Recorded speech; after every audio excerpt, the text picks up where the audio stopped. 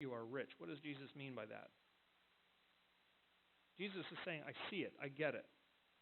You're not getting jobs.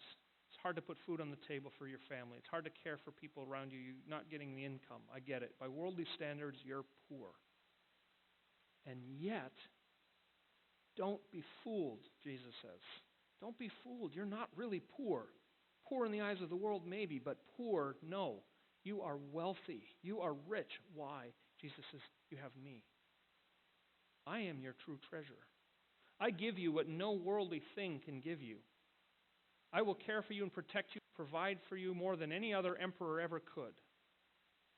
When you have Jesus, friends, when we have Jesus today, Jesus is more to us than anything else in the world. Everything else, as Paul says in the letter to the Philippians, everything else we can count as loss.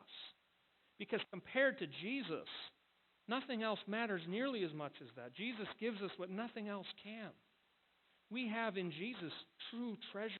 And when Jesus is the treasure of our hearts, when Jesus is more important to us than anything else, then guess what? That's going to shape how we live our lives. That's going to shape everything. What matters most to us is not how we look in the eyes of the world. It's not how our reputation might take a hit. It's not gaining and seeking after worldly wealth. What matters most to us is pleasing the one who loved us enough to die for us. Jesus matters more to us than anything else in the world. You profess to be a Christian, you might lose a relationship. Boyfriend or girlfriend might break up with you because they don't share your same convictions and values. You profess Jesus Christ as your Lord and Savior. You might be singled out by a professor in the classroom who tears you apart because of what you believe. You might be passed over for a promotion because the rest of the office knows that person's all about Jesus and kind of a wild card. But Jesus says, you have me. Jim Elliot was a missionary to the Auca Indians in Ecuador in the 1950s. I think his term was he was only on the mission field a matter of weeks, actually. He was killed by the very people he was trying to minister to. But before he was killed, he wrote in his journal, he wrote this, and I want you to hear this.